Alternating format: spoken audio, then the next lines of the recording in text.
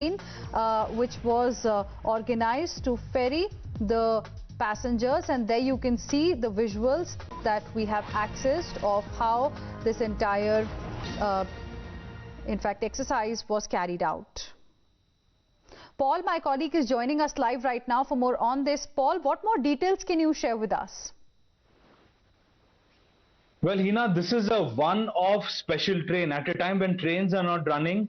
In coordination between the government of Telangana and the Ministry of Railways, they decided to run a one-off special train from Lingampally in Hyderabad to Jharkhand. It is a non-stop train. This train will not be stopping anywhere, and it was meant to actually take the migrant labor who were working at Sangareddy in Telangana. So most of them are from Sangareddy, and they were brought in buses to Lingampally, from where they were put onto this bus. And you can see amidst cheer, amidst clapping, they have been sent back home. They've been protesting for a long time that they want to go back home. So this comes as a major development because they have been thinking about operating special trains. But let me reiterate once again, Hina, it is a one-off special train. It doesn't mean that trains have started flying.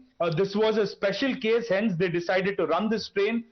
No other trains will be running anytime soon. They would be putting out details in case they plan to have any other special train. So request viewers not to rush to the railway station. This was a one-off special train which has taken off early this morning, and a large number of migrant labor have been sent. And again, it is a non-stop train. It will not be stopping anywhere between Lingampally and Jharkhand. Okay. Early this morning at 5:30 a.m. they decided to run this train from Lingampally to Jharkhand. Hina. Okay, stay on with us, Paul, and it's important that you reiterated for our viewers as well that this was a one-off special train that was organized to ferry 1,200 migrants from Telangana to Jharkhand. It doesn't mean that trains have started running. The railways have not made any such announcement. Let's go across to my colleague Nikunj Garg, who's also now joining us on the broadcast. Nikunj, now here we are being told that a request went from Telangana for this kind of an arrangement. Would this mean that perhaps other states can also start approaching railways for a special arrangement like this, perhaps?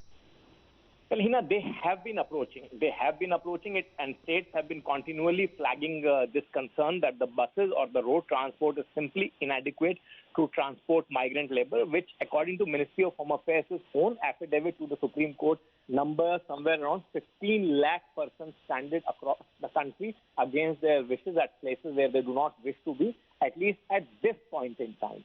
Now, yesterday also at the Rail Ministry's meeting, states again flagged this concern. But the point is that I think 2 points are very important, what you reiterated and what Paul has been reporting. This is a one-off solution to a specific crisis. This is not a countrywide phenomena. This is not applicable to all other special trains arrangements, which is still being worked out, and Government of India will take a final call, and a proper scheduling will be announced, if at all it has to be announced. So I think it's very critical what Paul was saying, that this is a specific arrangement for a developing situation. And as you reiterated for our viewers, that there is absolutely no need for anybody to march towards railway stations, presuming that the trains are going to run. Once that happens, both the central government and the state government will make specific announcements, and nodal officers will be arranged for this purpose as well. Now, we have to also keep in mind the fact that it is not necessary that railways comes up with a plan today, tomorrow. There is no deadline to it. Already the exemption in the movement has been provided in the form of buses. So people who are who are in an emergent need of a solution will obviously be taken care of by the state administration and the nodal officers appointed by each state government as per the directions of the Ministry of Home Affairs for this very purpose.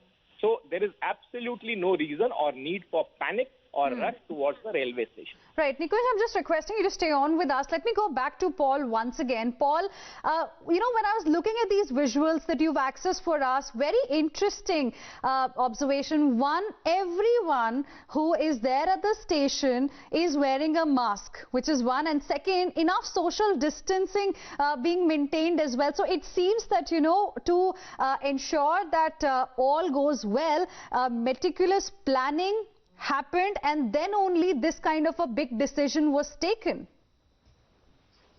Well, absolutely, Hina. Meticulous planning indeed, because coordination between the Telangana government, between the Ministry of Railways and also the South Central Railways involved, because the train was from Lingampally to Jharkhand. And yes, like you pointed out, social distancing being followed. And I'm sure that even inside the train, they've taken initiatives to ensure that there is adequate distance between passengers.